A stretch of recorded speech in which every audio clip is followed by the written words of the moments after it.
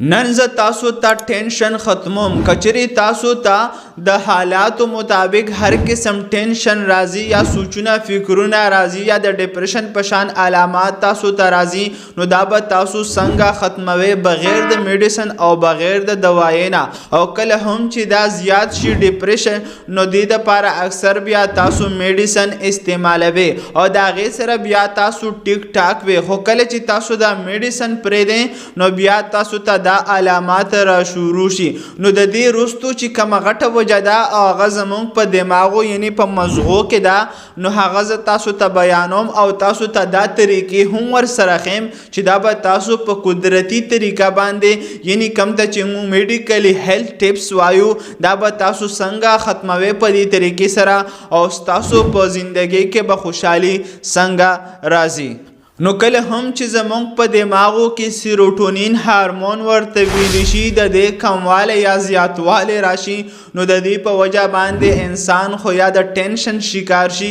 یا داسې زیات خوشاله وي چې د هغې به انتهایی څه مقدار نه وي. نو کله هم چې د دې سیروټونین کم ته چې موږ د خوشحالۍ والا هارمون وایو او نیورو ټرانسمیټر ورته وایو، دا په خپل مقدار باندې روان وي، نو انسان خوشاله وي او هر قسم فیصله په صحیح طریقه باندې کوي. نو د ټولو نه اول دا به تاسو څنګه بهتروالی طرف ته راولي. نو د ټولو نه اول طریقه دا ده چې څومره هم تاسو په کور کې ښه خوراک وي، که هغه په سبزي کې وي، که هغه شنه د پاڼو سبزي وي یا وچه سبزي وي، یا د دې سره کچري غوښه وي هر قسم، یا د دې سره تاسو په کور کې کم لاسي دهي یعنی د کور والا کم خوراک چې ورته ویل شي هغه وي، یا چې کومه خشکه میوه ده یا کم فروټ دي، د دې استعمالات چې تاسو په بهتروالی طریقې سره کوي، نو دا تاسو ټینشن ختموي. ځکه چې په دې کې ټریپټوپین ورته ویل شي، هغه تاسو وجود ته حاصلېږي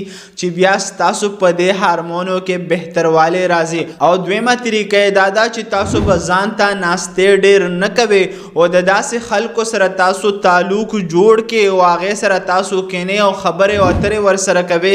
کم چې تاسو ته ټینشن نه زیاتوي بلکې تاسو ته ښې لارې ښیي او ستاسو د صحت په اړه سره سره ستاسو چې کوم د مغزو سیروټونین هارمون ورته ویلی شي د دې په پیداوار کې بهتروالی راولي او تاسو ته داسې لار ښیي چې هغه ستاسو دپاره یو بهترینه لار ده. نو د داسې خلکو سره تاسو ناستې او پاستې زیات کې. او دریم چې ضروري څیز دی هغه اکسرسایز یعنی ورزش دی. کچري تاسو روزانه ورزش کوئ، نو دا ستاسو د خوشحالۍ والا کم د سیروټونین هارمون دی په دې کې صرف بهتروالی نه راولي بلکې ستاسو چې کوم ټول صحت دی په دې کې هم بهتروالی راولي. نو د دې د وجې نه زه بار بار تاسو ته وایم چې تاسو روزانه اکسرسایز خامخا کوئ کچري تاسو سره وخت وي. او څلورم ټیپس چې کوم دی هغه دا دی چې تاسو د خپل خاندان والا چې څومره هم فیملی ده د هغې سره تاسو ناستې خامخا کوئ او د هغوی سره خبرې اترې خامخا کوئ چې د دې په ذریعه باندې هم ستاسو کم سیروټونین هارمون دی دا ورسره بهتروالی طرف ته ځي او د ټینشن په شان کم علامات چې دي دا ورسره کموالی طرف ته راځي. او پنځم چې د ټولو نه بهترینه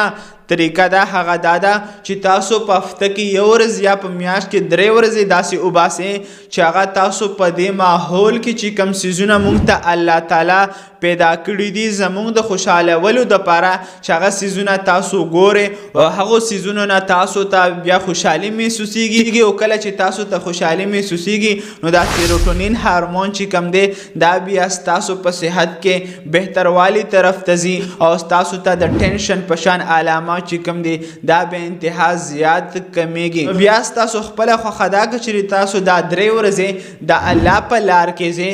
یا په چکر باندې ځئ، هغه ستاسو خپله خوښه ده.